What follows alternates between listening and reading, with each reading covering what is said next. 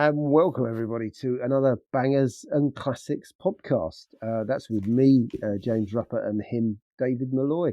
And I think David's been up to quite a lot recently, so let's find out some more. Saw a somewhat unusual car this week. I was out for a walk and I spotted something down the driveway. I thought, "Oh, what is this?" Couldn't really identify it. It was too far away to read the badges. It was tail on to me. Yeah. So I thought, it looks like it's supposed to be a Ferrari, but it's not like any Ferrari I've ever seen. Yeah. 60s Ferrari, obviously. So I noted its registration number and checked out to see what it was. And this is what it came up with. It says it's a Mazda MX 250 GTO, which got me thinking, what in the wide world of sports is that? It turns out they made kits. A company made kits to turn your Mark 1, or with some work, a Mark 2, MX-5, into a Ferrari 250 GTO lookalike that, to me, doesn't look that much like a Ferrari 250 GTO. The government website, the MOT history, listed it as green, but the one I saw was red, so I suspect when it was converted, it had its colour changed. It's in use. It's got a current MOT. Now, here's a bit of a mini rant coming up. Yeah. I mean, for goodness sake, people used to think the Mazda MX-5 was a Lotus. We've already dealt with that one because it's not a Lotus, never could be, never would be. It's a modern MGB. Get used to it. That's what it is. And then somebody comes up with a bright idea. Let's try and turn it into a cheap Ferrari 250 GTO. Absolutely not. The 250 GTO costs obscene amounts of money. And I'll use the word advisedly, it's obscene. But you can't turn a 1.6 litre Mazda into a Ferrari unless you've got a sprinkling of fairy dust or something like that, or a magic wand. It ain't happening, guys. Be grateful for what you have. It's an MX-5, modern MGB. It does what it says on the tin. People like them. People are fun in them. That should be good enough. If you want to turn it into, I suppose, a Ferrari lookalike, well, that's your money. You can do it. But don't go down the lines of the one I saw that appeared to have Ferrari badging on it. I could see what distinctly looked like a Ferrari badge on it. I thought, no, you're not fooling anyone with that. It's not a Ferrari. But there you go. That's my rant over about that one. And then I saw a car that was exactly as it purported to be, which, though it was a bit tatty, certainly lightened my mood for a few minutes at least. And it was in a supermarket car park yesterday, James. Oh, really? Yes, and it's mentioned in the book I did with Russell Wallace, Lesser Spotted Classics. It's a car from there. It's a Subaru SVX. Oh, right. Yeah. When was the last time you saw one of those? It's in Lesser Spotted Classics for a reason, because there's just so few of them about. Yeah. This one was a bit tatty. It was obviously, because it was still in use, it was parked. Somebody was in the shop. It was, I think, predominantly grey. I think at least one of the wings was a different colour to the rest of the body. There was some rust bubbling. It was generally a little bit tatty and a bit tired looking. Hopefully, at some point, somebody will spend some money and get it restored to something near its former glory. But in the meantime, it was nice to see it, and it was nice to see it being used. And that's it. Those are my cars for this week. Well, actually, if you buy the latest copy of Curb Crawler, David, there is actually a Subaru SVX, I think, on page 49 of my copy. Oh, you had to get that in, didn't you? I did, didn't I? Because you said, when was the last time you saw one? I thought, oh, yeah, I did. This was obviously 25 years ago that I saw it, but it was 15,000 miles and £11,999 at the time. So there you go. Well, it could be the same one. Who knows? It could be. It could be. There were so few of them around that that's right. It's possible. Yeah. But I mean, the great thing that I do, David, is that I do mentally delete from my brain, which is quite easy, any MX-5 that I see, because I know how distressed that you actually become at the very mention of the model name. So I just mentioned it myself there. So I know you did. So there you go. So maybe I should think all bets are off now. Because I think I don't want to trigger David. No, I'm not. You're not the person. No? You don't have to trigger me. No. Yeah. No. Anyway, you're going to tell us about all the cars you've seen, including maybe an MX-5. No, not now. Because now I know I can switch that filter off now. But I probably saw dozens. But I better not mention them. So Daihatsu Cuore, good 20 years old. It looked like it was with its original owner. I quite like that. So that's a proper old banger. and it was nice to see that crawling along in traffic. Have you seen Earlier that this week. twice? You No, mentioned it. You mentioned the did I? Corey on Bangers and Classics before. Well, it was a different one. Ah, two. So, Wow. well, there's a few because there's old people up near where I live, so they they're gonna use these until destruction. I would have thought the car will outlast them.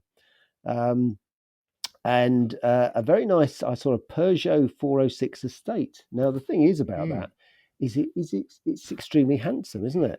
And this one was from 2001, so you just think, yeah, that's 21 years old now, incredibly, isn't it?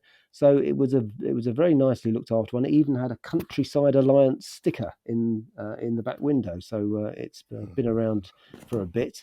But it was just how well resolved the whole thing is. It just looked extremely handsome in the car park that I saw it. So well done for them for keeping it going. And the most exciting spot of the week was a Dodge Challenger, which came past the house. Yeah, and it wasn't fancied up. Again, it's being used in a February, so it's a bit dirty. So it did look really good actually as it came past, and it lifted my spirits. There is a white one. I mean, this was a it was quite a dark colour. I don't know what it was. It might have been a very dark grey, or it might have been black for all I know. I don't know. But there is a white one near me, which I do see on a fairly regular basis. But I don't mention it because you'd probably tell me off because I'd keep saying I'd seen it. But it's in three parts, 2 hours long. And it's quite interesting if you like music. You don't necessarily have to like the Beatles, but it's quite fascinating to see them interact together. Right. And all that sort of stuff, which is good. But you do see them, and especially episode 2, arriving at the studios in their vehicles. So it's Mercedes 600 SELs. The interesting thing is that George Harrison drives his, whereas the others are happy to be driven there.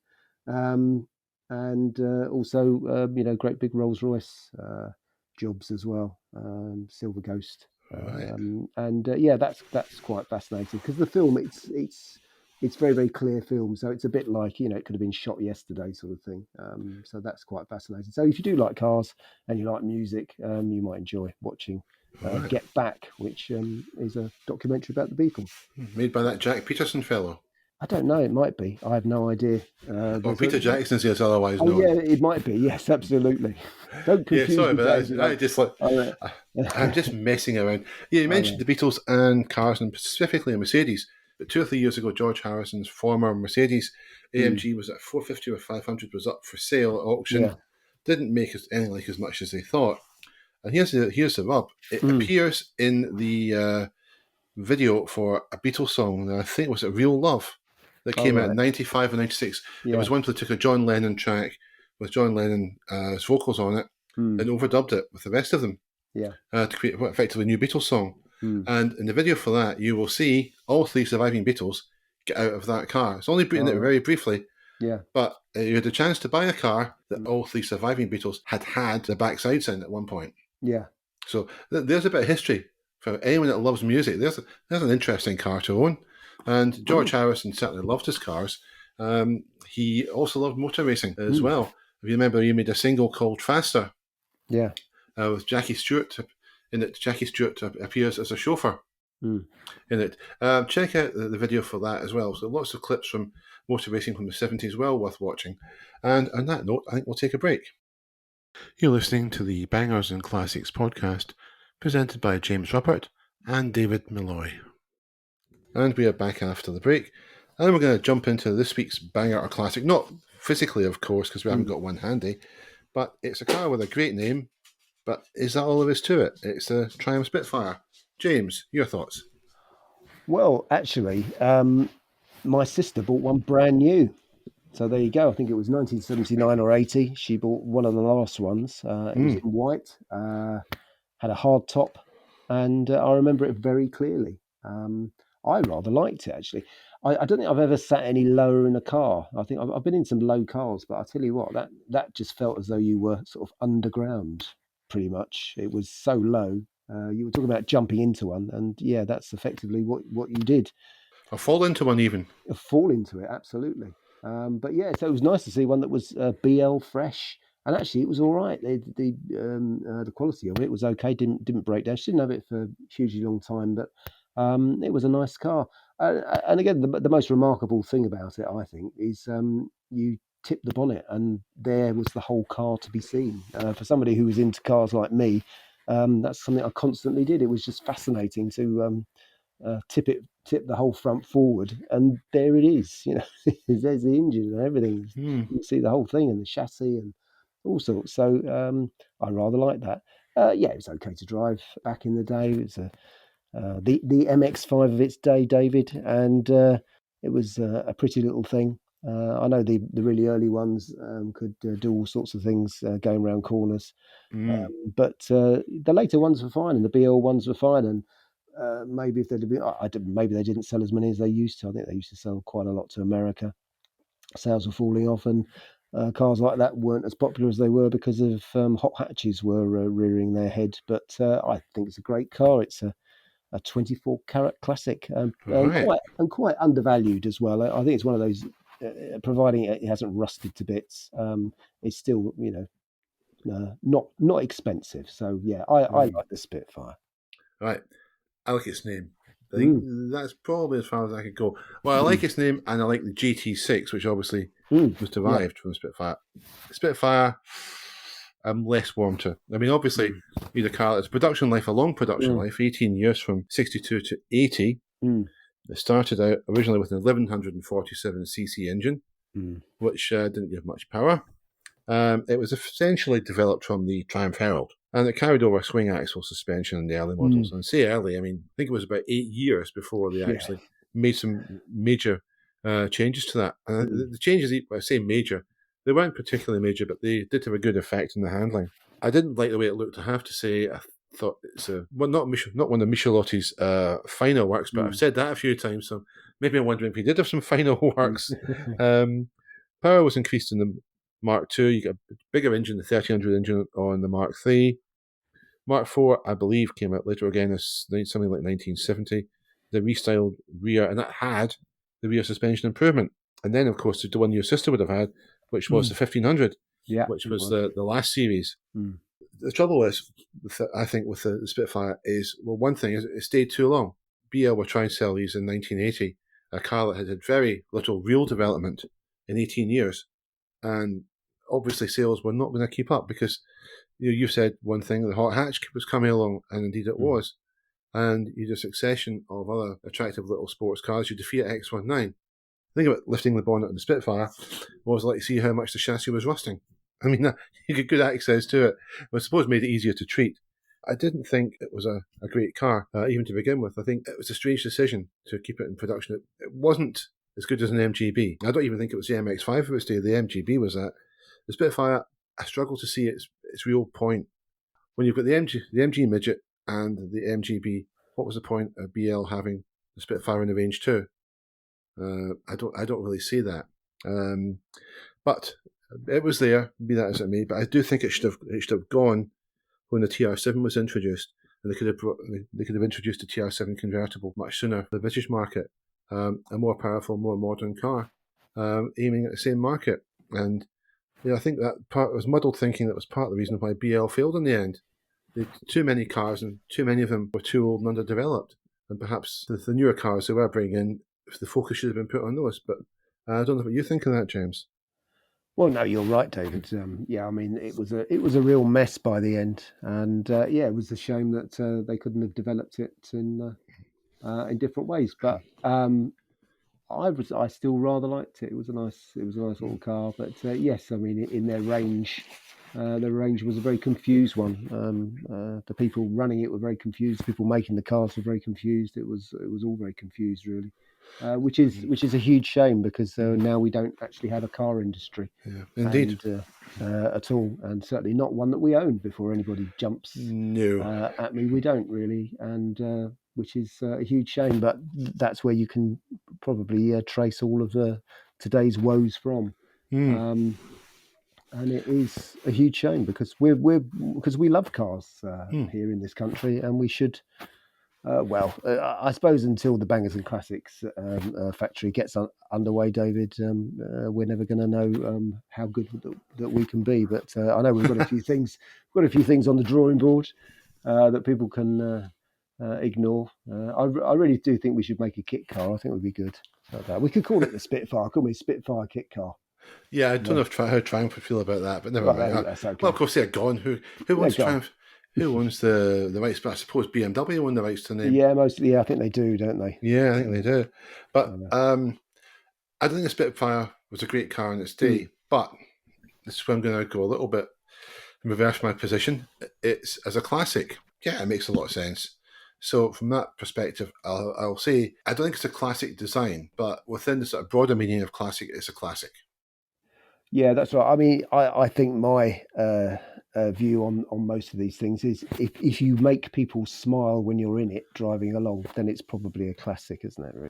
So we had another challenge this week, didn't we? Oh, did we? Oh, all right. And I obeyed the rules. Did you? Yeah. There's a first. Well, it kind of is recently, that's for sure. Yeah. I mean, the one I found, I better tell you what the challenge was, of course, because I think you should do, yeah. Cause, you've probably forgotten. Yeah. The challenge was to find a K car, not a K registration car, but a K car for sale in the UK. Any type of four-wheeled vehicle, must have an MOT, and cannot cost over £10,000. And that should, I think, give you quite a good range to choose from. Very few K cars were officially imported, but many, of course, came in via personal imports or indeed grey imports. And the one I found isn't a car. Oh, no. It's a 2004. Well, I did say any vehicle. Yeah. It does comply to K regulations. Oh, right. And I rather liked this. It's a 2004 Suzuki carry truck, four-wheel drive. In other words, it's a miniature pickup truck. It was imported from Japan. It's now UK registered. It's got an MOT to January 2023. And though the registration number of the vehicle wasn't shown, so I could verify that, the advert says it's got no advisories, which is pretty good. The vehicle itself looks in pretty neat condition, I have to say. It's coloured white. It's a miniature pickup. It's got a 660cc chain-driven engine mated to a 5-speed manual gearbox. And with K cars being the clever little things that they are, it's not just two-wheel drive. It's got selectable four-wheel drive. You get a choice of low or high ratios. Power-assisted steering as well. You wouldn't think you need it in a small car like that, but you've got it. And it carries a payload of 350 kilograms. I like it. I can see a lot of uses for it. You might not ever want to use it. It might just be too pretty, just too nice to ever want to burden with carrying stuff. But if you're needed to move things occasionally, perhaps things to take to a car show, say a gazebo, etc., and display materials, loads of space in the back, and it'd make a great way of taking it. It'd be a conversation starter in and of itself. And of course, you don't need much space to park it. Best bit of all, 5,000 quid. All right. Okay. Well under budget. And I'll give you the address where I found it because it's only fair. I think I should point people to this rather delectable little vehicle. It's at a website. It's www.andrews, no space, japanesecars.com. So www.andrewsjapanesecars.com. See if it's still for sale. But it's rather delectable, I have to say. So what have you brought to the party? Well, yeah, I did see those, David. There's actually some very nice little tipper trucks as well, isn't there, that you can get. So you can, if you want to unload your load, you just press a button and it will hydraulically dump them in your drive, I suppose. But yeah, there's fascinating stuff. There's all those little sort of mini faux Volkswagen transporters and campers as well, isn't there? There's just so many of them. Which all comply to the rules, but are tiny, tiny things. Yeah, they're really clever, though. I mean, a lot of them are very technically advanced. They've got some great features. Yes, they are. So I did look at those, and I was very tempted, and we could have, we could have matched each other for trucks. But I spoke to a bloke last year, and he runs a site. He imports cars from all over the place. They're called the carwarehouse.co.uk. But if you go thecarzoo.co.uk, then you see all his unusual ones. So he does have loads of those K cars. The one that sort of took my eye, because it is amazing, as you say. If you go for the AutoZam type stuff, yeah, they're like 20 grand. It's just frightening, isn't it? Really. But yeah, I saw a Suzuki Alto Works. So it's got a 660cc engine, which I think is one of those on the K car limit. It is automatic, but I don't mind that, and I rather like this. So it's got loads of badging on it. Um, it's it's going to comply to all the rules because it will be freshly MOT'd and warranted and all that sort of stuff. It looks extremely good. Being a Japanese car, the mileage is extremely reasonable. So it's 43,000 miles, but it comes with all the checks and balances done for you. I rather like the look of it, and the great thing today, and the great thing with any car when you're buying it, people, is there should be loads of pictures, and there is just there's every possible picture of this, so you can see pretty much every little squiggle on it, really. But this is a rare car. It's an interesting car. It's a car I'd really like to own. I'm very, very tempted because I could possibly then get two extra cars in. If I bought two K cars, I think I could get two in my garage on one side. I've got two on one side already with the minis, but I just think, I could get two more, couldn't I? So this is something that I would buy. I really don't care that it's automatic. I would quite enjoy that because I've got a variation of gearboxes and front wheel drive and all that sort of stuff, and I think that would be quite an interesting car to own. And this is 5,999, so it's 999 more expensive. But I could get more people in mind, David, compared to yours. But I couldn't carry a load. I could carry the shopping, which would be fine. But I really like this. It's something you don't see every day, a bit like your one, and I think it would make quite a noise. And one of the stickers on it just says, they've got Tokai on it. It says "Odd Car for You." So it's one of those weird Japanese stickers that translate in a very weird way. But it's got lots of works stickers on it because it's a works car. But there you go, a teeny tiny turbo shopping car, and I rather like that. Jolly good. When you mentioned about photographs, I should say for the one I spotted, the Suzuki carry truck, loads of photographs of it, and I didn't mention the mileage either, did I? It's 34,500 miles. Yeah, there you go. So it sounds like two interesting little cars we've picked out. I don't know. I think it's a horses for courses one there. It is, yeah. I don't think it's a distinct winner because if you're looking for, they're different, yeah. Yeah, they're so different, but they both seem very good.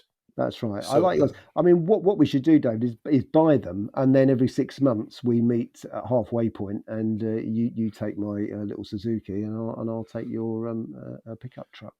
Right, both Suzukis, obviously. Yeah, we do that. Yeah, we do that together. Indeed.